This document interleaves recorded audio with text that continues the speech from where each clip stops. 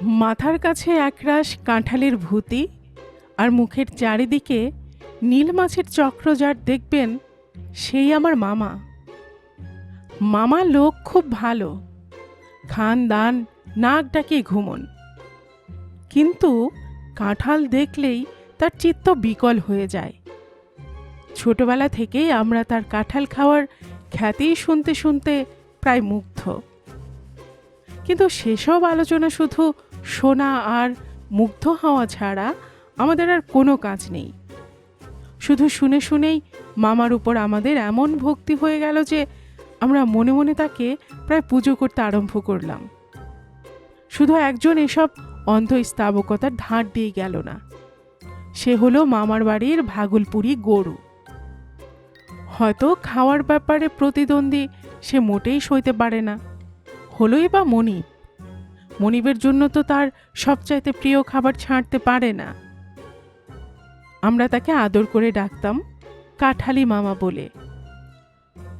কিন্তু কাঁঠালি মামার কাঁ শুনলেই গরু চোখ পাকিয়ে ফোঁস করে প্রতিধ্বনি করত। মামা উঠতেন চোটে।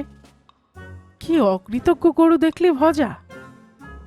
আমি বলি, ওকে বেচে দাও। কেন রে? মামার বিস্মিত প্রশ্ন।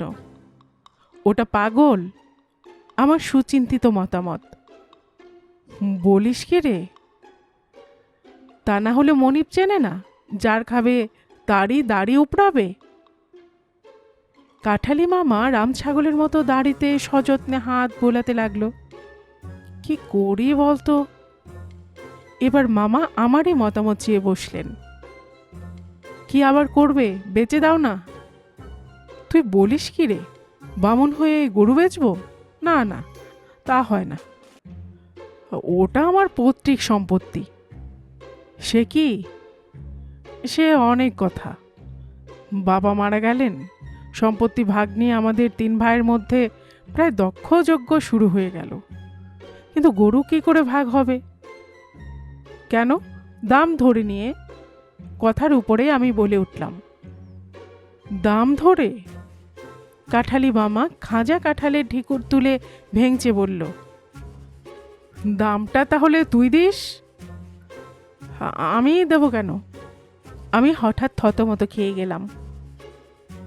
মূল্য ধরে বেচলে বামুনের অকল্যাণ হবে, আবার গরু কেটেও ভাগ করা যায় না। তার উপর যে খাওয়াবে তারই ক্ষতি। খাওয়াবে কে?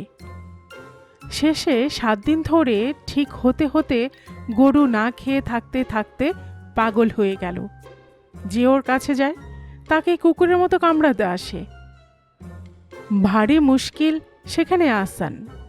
শেষে ঠিক হলো, যার কাছে গরু নিজের ইচ্ছে যাবে, গরু তারই হবে। কিন্তু ওরা তো জানতো না আসল কায়দা। আমি জানতাম।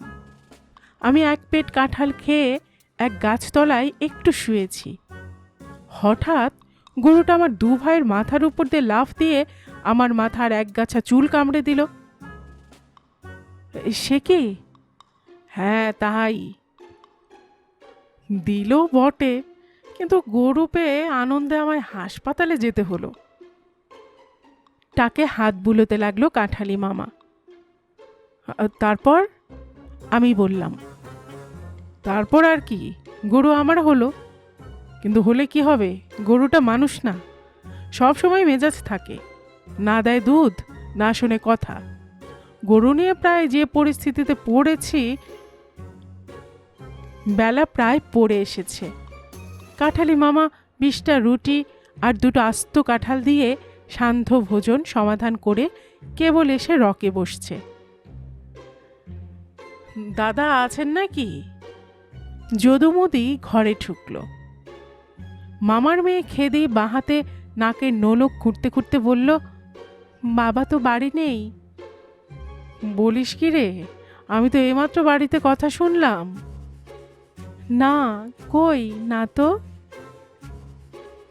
আজ 2 মাস হলো ঘোরাচ্ছে, আজ না কাল, কাল না পরশু করে। আজ টাকা না দিলে গলায় গামছা দিয়ে আদায় করব। এই আমি বসলাম বারান্দায়। কতক্ষণ পরে ধোপা। ক্রমে বারান্দা ভরে গেল। লোকের আস্ফালন আর চিৎকারে যত কাকের দল চালে এসে জড়ো হয়ে তারও স্বরে কাঁ কাঁ ধ্বনিতে মুখর করে তুলল। জপ করতে লাগলো, কি করা যায়? এরা সবাই দেখেছে মামা ভেতরেই আছে, রোজ রোজ তো আর ফেরাতে পারা যায় না। কাঠালি মামা ঘন ঘন দাড়িতে হাত বোলাতে লাগলো। অবশেষে কাঠালি মামাকে বাঁচালো। মামার ছোট মেয়ে খেদিকে মামা ডেকে বললেন, দেখ, যারা বারান্দায় বসে আছে তাদের প্রত্যেককে এক একটা পাকা কাঁঠাল দে। বল, দেখুন, বাড়ির প্রথম ফল বাবা আপনাদের খেতে দিলেন, আপনারা খান, বাবা আসছেন। বাবা, কাঁঠাল তো দে রে, আর দুটো দে, বেশ খাজা বলেই মনে হচ্ছে। যদু মুদি বুহড়িতে হাত বোলাতে লাগলো। ওরে ও খেদি, একটা গলা কাঁঠাল টাঠাল আছে নাকি? তো দে না রে। ধোবাটা বারান্দায় ঘুমিয়ে পড়েছিল। হঠাৎ গেল গেল করে মামা চেঁচিয়ে উঠল, রাগী গরুটাকে যেন ছেড়ে দিয়েছে। বাঁধা গরু ছাড়া পেয়ে কাঁঠালের গন্ধে পাগল হয়ে ছুটে আসছে বেউনের মতো শিং উঁচিয়ে। দেখতে দেখতে বারান্দা খালি, শুধু পাকা কাঁঠালগুলো গরুটা পাগলের মতো খেতে লাগলো। হঠাৎ পট পটাপট সামনের বেড়া ভেঙে যদু গরুটাকে পাগলের মতো মারতে লাগলো, কিন্তু সবই ব্যর্থ করে দিয়ে কাঁঠালের মুষলটা মুখে করে গরু সোজা হয়ে দাঁড়ালো। চোখে জ্বলন্ত জিঘাংসা, তেলের কলের চোহার মতো নাকের বড় বড় ফুটো দুটো দিয়ে ঘন ঘন অগুরুর গন্ধের মতো কাঁঠালের গন্ধ বেরোচ্ছে। এবার প্রায় মুষল পর্বে শুরু হয়ে গেল। গলির মুখে শিং উঁচিয়ে রানা কুম্ভের বুদিগড় দখল করবার মতো করে দাঁড়িয়ে দাওয়ায় নজরবন্দি যদু মুদি, ধোবা প্রভৃতি পাওনাদার ত্রাহি ত্রাহি ডাক ছাড়ছে, হ্যাঁ পালাও পালাও, গরুটা পাগল, খুন করে ফেলবে। কত লোক যে খুন করেছে তার ঠিক নেই, কত লোক জখম হয়েছে।